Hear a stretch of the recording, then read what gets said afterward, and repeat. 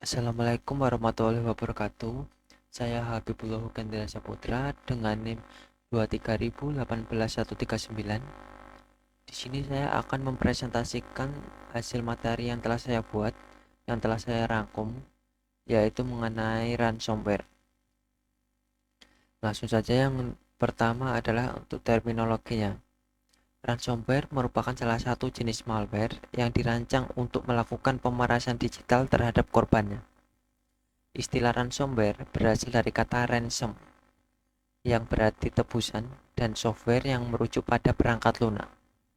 Sesuai dengan namanya, ransomware bekerja dengan cara menyandera data atau sistem milik korban, kemudian meminta tebusan agar akses dapat dikembalikan. Secara teknis, ransomware menginfeksi sistem komputer atau jaringan lalu mengenkripsi file-file penting seperti dokumen, database, gambar, dan arsip kerja. Setelah proses enkripsi selesai, korban tidak lagi dapat mengakses data tersebut. Pelaku kemudian menampilkan pesan berisi tuntutan pembayaran, biasanya menggunakan mata uang kripto seperti Bitcoin karena sifatnya yang sulit dilacak. Metode penyebaran ransomware sangat beragam. Serangan yang sering dimulai melalui email phishing yang berisi lampiran atau tuntutan bahaya, unduhan aplikasi dari sumber tidak resmi, eksploitasi celah keamanan sistem operasi, maupun penyalahgunaan layanan akses jarak jauh seperti Remote Desktop Protocol. Dalam kasus dalam banyak kasus, pelaku tidak langsung mengenkripsi data, melainkan terlebih dahulu melakukan pemetaan jaringan dan pencurian informasi penting. Ransomware dikategorikan sebagai ancaman cyber tingkat tinggi karena dampaknya dapat melumpuhkan aktivitas suatu organisasi dalam waktu singkat. Instansi pemerintah, perusahaan swasta, rumah sakit, hingga institusi pendidikan sering menjadi target karena ketergantungan mereka terhadap data digital. Selain kerugian finansial, serangan ransomware juga dapat merusak reputasi dan menurunkan kepercayaan publik. Selanjutnya adalah jenis-jenis atau kategori ransomware. Yang pertama ada crypto ransomware. Crypto ransomware adalah jenis ransomware yang paling umum ditemui. Jenis ini bekerja dengan mengenkripsi file penting milik korban tanpa menghapusnya. File tetap berada di dalam sistem, namun tidak dapat dibuka atau digunakan tanpa kunci deskripsi yang hanya dimiliki oleh pelaku. Crypto ransomware sering menyebar dengan cepat di dalam jaringan internal perusahaan, terutama jika tidak ada segmentasi jaringan yang baik. Locker ransomware tidak mengenkripsi file tetapi mengunci seluruh sistem operasi sehingga pengguna tidak dapat mengakses perangkat sama sekali. Biasanya korban akan melihat layar terkunci yang menampilkan pesan tebusan dan instruksi pembayaran. Jenis ini sering menyerang perangkat publik atau komputer dengan tingkat keamanan rendah. Scareware. Scareware menampilkan peringatan palsu seolah-olah sistem korban telah terinfeksi virus berbahaya. Tujuan utama scareware adalah menakut-nakuti pengguna agar segera melakukan pembayaran untuk membersihkan sistem. Meskipun tidak selalu mengenkripsi data, scareware tetap merugikan karena mengganggu aktivitas dan memanfaatkan ketidaktahuan pengguna. Selanjutnya ada doxware atau lagware. Doxware merupakan jenis ransomware yang mengancam akan menyebarkan data sensitif korban ke publik jika tebusan tidak dibayar. Data tersebut dapat berupa informasi pribadi, dokumen rahasia perusahaan, atau data pelanggan. Teknik ini dikenal sebagai pemerasan ganda karena selain enkripsi data, pelaku juga memanfaatkan ancaman kebocoran informasi. Selanjutnya adalah ransomware as a service. Ransomware as a service adalah model bisnis kejahatan cyber di mana pengembang ransomware menyediakan platform siap pakai kepada pihak lain. Operator serangan hanya perlu menjalankan malware tersebut tanpa harus memiliki kemampuan teknis tinggi. Keuntungannya dari tebusan dibagi antara pengembang dan operator. Selanjutnya ada mobile ransomware. Mobile ransomware menargetkan perangkat seluler seperti smartphone dan tablet. Serangan biasanya dilakukan melalui aplikasi palsu, iklan berbahaya, atau file APK yang dimodifikasi. Dampaknya meliputi penguncian layar, penghapusan data, atau pencurian informasi pribadi pengguna. Yang terakhir ada wiper ransomware. Wiper ransomware merupakan jenis yang sangat berbahaya karena tidak hanya mengenkripsi data, tetapi juga menghapusnya secara permanen. Dalam beberapa kasus, permintaan tebusan hanya digunakan sebagai kamuflase, sementara tujuan utama pelaku adalah sabotase sistem. Nomor 3 ada contoh kasus dari ransomware.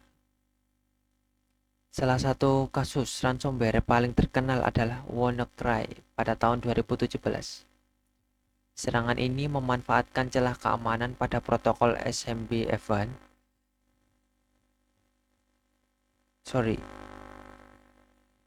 Serangan ini memanfaatkan celah keamanan pada protokol SMB-V1 di sistem operasi Windows.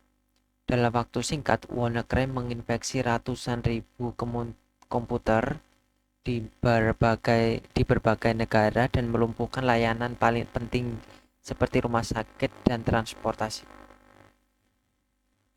Kasus lain adalah Petya dan non-Petya yang terjadi juga pada tahun 2017. Ransomware ini menyerang perusahaan multinasional dan menyebabkan kerugian sangat besar.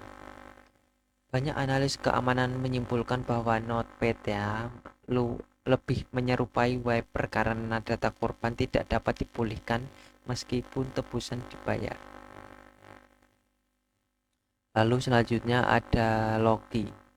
Loki merupakan contoh ransomware yang menyebar melalui email phishing dengan lampiran dokumen berformat Word yang mengandung makro berbahaya. Ketika makro dijalankan, ransomware akan langsung mengenkripsi file di dalam sistem korban. Dan contoh kasus terakhir yaitu Ryuk. Ryuk dikenal sebagai ransomware yang menargetkan organisasi besar seperti rumah sakit. Pelaku biasanya menyusup ke jaringan terlebih dahulu, mencuri kredensial, dan menunggu waktu yang tepat sebelum meluncurkan serangan yang masif. Selanjutnya yang keempat ada software dan hardware yang digunakan. Di dalam melakukan serangan, pelaku ransomware memanfaatkan berbagai perangkat lunak seperti exploit kit untuk mengeksploitasi celah keamanan. Lalu ada command and control server untuk mengendalikan malware serta malware tambahan seperti keylogger dan trojan untuk mencuri informasi. Skrip otomatis juga digunakan untuk memindah jaringan dan menyebarkan ransomware ke perangkat lain. Target serangan ransomware meliputi komputer pribadi, server perusahaan, sistem penyimpanan jaringan, sehingga perangkat Internet of Things atau IoT. Dengan sistem keamanan lemah, infrastruktur cloud yang tidak dikonfigurasi dengan baik juga menjadi sasaran empuk bagi pelaku. Selanjutnya adalah cara penanggulangan dan pencegahan. Upaya pencegahan ransomware dapat dilakukan dengan melakukan backup data secara rutin, memperbarui sistem operasi dan aplikasi, serta menggunakan antivirus yang memiliki fitur perlindungan ransomware. Selain itu, edukasi pengguna mengenai bahaya phishing dan rekayasa sosial juga sangat penting. Jika serangan ransomware terjadi, langkah awal yang harus dilakukan adalah memutuskan koneksi perangkat dari jaringan untuk mencegah penyebaran lebih lanjut. Korban tidak disarankan membayar tebusan karena tidak ada jaminan data akan kembali. Pemulihan data sebaiknya dilakukan melalui backup yang bersih dan dilanjutkan dengan analisis forensik untuk mengetahui sumber serangan. Yang keenam, ada dampak ransomware terhadap individu dan organisasi. Serangan ransomware tidak hanya berdampak pada sistem teknologi informasi, tetapi juga pada aspek operasional, finansial, dan psikologis korban. Bagi individu, ransomware dapat menyebabkan hilangnya data pribadi seperti foto, dokumen penting, dan arsip akademik atau pekerjaan. Kehilangan data tersebut seringkali bersifat permanen jika korban tidak memiliki cadangan data yang memadai. Bagi organisasi sendiri, dampak ransomware jauh lebih kompleks. Operasional bisnis dapat terhenti total karena sistem utama tidak dapat diakses. Rumah sakit misalnya dapat mengalami gangguan layanan medis yang beresiko terhadap keselamatan pasien. Selain itu, organisasi juga dapat menanggung biaya pemulihan sistem, investigasi keamanan, serta potensi tuntutan hukum akibat kebocoran data pelanggan. Dari sisi reputasi sendiri, organisasi yang menjadi korban ransomware sering kehilangan kepercayaan publik. Pelanggan dan mitra bisnis dapat meragukan kemampuan organisasi dalam menjaga keamanan data. Dalam jangka panjang, hal ini dapat berdampak pada penurunan pendapatan dan citra institusi. Lalu ada alur serangan ransomware. Serangan ransomware dimulai dari serangan ransomware umumnya tidak terjadi secara instan, melainkan melalui beberapa tahapan yang terstruktur. Tahap pertama adalah initial access, yaitu saat pelaku mendapatkan akses awal ke sistem korban melalui phishing, eksploitasi celah keamanan, atau kredensial yang bocor. Tahap berikutnya adalah lateral movement, di mana pelaku bergerak di dalam jaringan untuk mencari sistem penting seperti server database atau file server. Pada tahap ini, pelaku sering menggunakan tool bawaan sistem agar aktivitasnya tidak terdeteksi. Setelah target utama ditemukan, pelaku melakukan data exfiltration, yaitu mencuri data sensitif yang digunakan sebagai alat pemerasan tambahan. Tahap terakhir adalah encryption and extortion, di mana ransomware dijalankan untuk mengenkripsi data dan menampilkan pesan tebusan kepada korban. Memahami alur serangan ini sangat penting agar organisasi dapat menerapkan mekanisme pertahanan pada setiap tahap, bukan hanya pada saat enkripsi terjadi. Selanjutnya adalah ransomware dalam perspektif hukum dan etika. Dari sudut pandang hukum, ransomware termasuk kejahatan cyber yang melanggar berbagai undang-undang, baik nasional maupun internasional. Di Indonesia, tindakan ini dapat dijerat dengan Undang-Undang Informasi dan Transaksi Elektronik (UU ITE), serta peraturan terkait perlindungan data pribadi.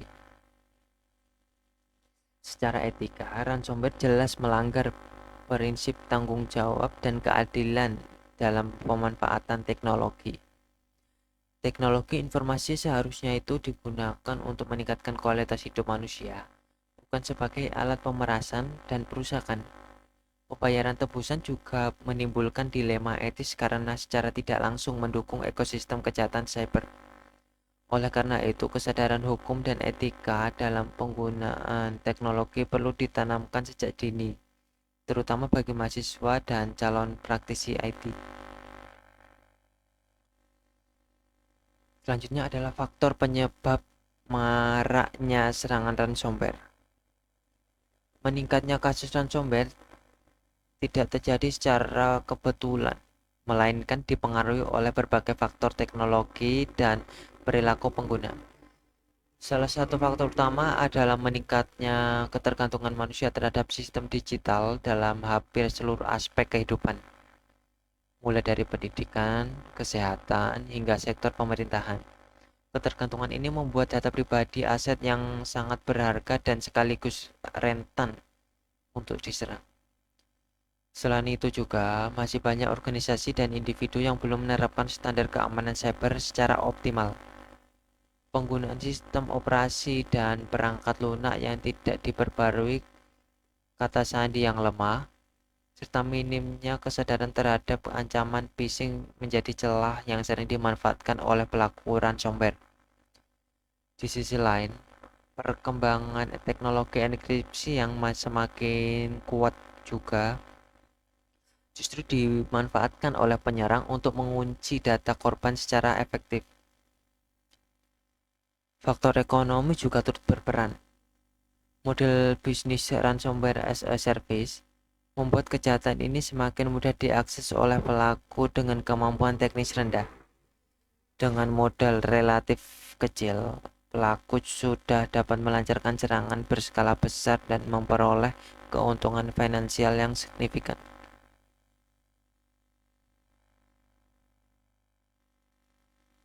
Selanjutnya adalah ransomware dan perkembangan teknologi digital. Perkembangan teknologi digital seperti cloud computing, Internet of Things, IoT, dan sistem kerja jarak jauh remote working membawa banyak manfaat namun juga membuka peluang baru bagi serangan ransomware. Sistem cloud yang tidak dikonfigurasi dengan baik dapat menjadi pintu masuk bagi pelaku yang mengakses data dengan jumlah besar. Perangkat IoT yang umumnya memiliki tingkat keamanan rendah juga menjadi target empuk ransomware. Banyak perangkat IoT menggunakan kata sandi default dan jarang diperbarui, sehingga mudah dieksploitasi. Dalam konteks kerja jarak jauh, penggunaan jaringan publik dan perangkat pribadi tanpa pengaman yang memadai meningkatkan risiko infeksi ransomware. Hal ini menunjukkan bahwa perkembangan teknologi harus selalu diimbangi dengan peningkatan kesadaran dan penerapan keamanan cyber yang memadai agar manfaat teknologi tidak berubah menjadi ancaman. Selanjutnya adalah pentingnya strategi keamanan berlapis atau defense in deep.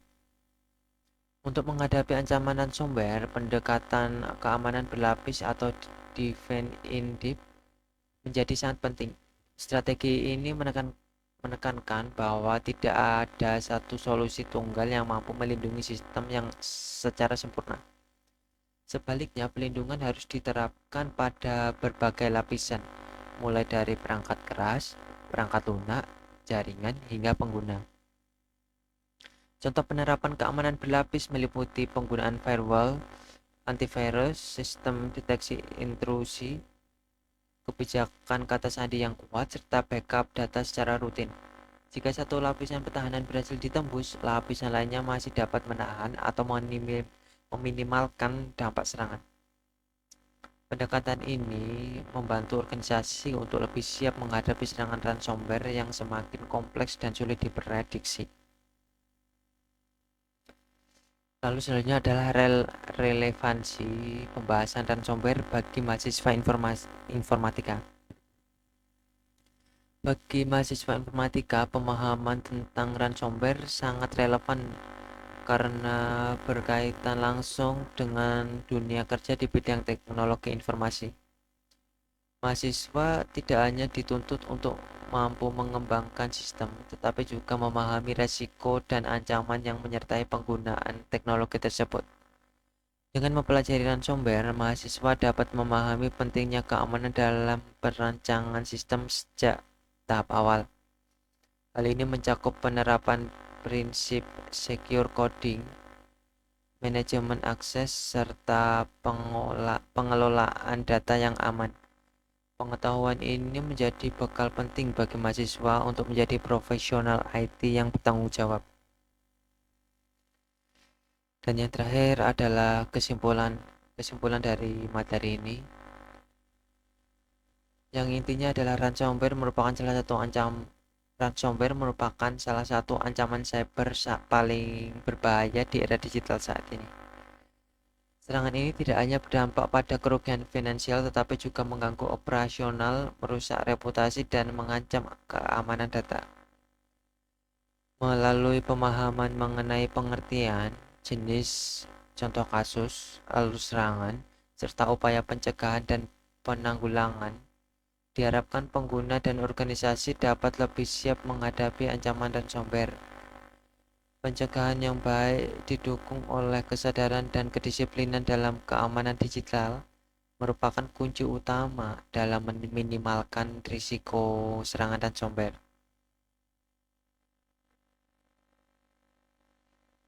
Dan ini juga ada referensi yang saya pakai untuk merangkum materi ini. Jadi mungkin cukup sekian dari saya dikarenakan materi saya hanya hanya sampai jadi mungkin sekian dari saya dikarenakan materi saya sudah selesai. Cukup sekian. Mohon maaf jika ada salah kata atau penyampaian yang kurang jelas. Assalamualaikum warahmatullahi wabarakatuh.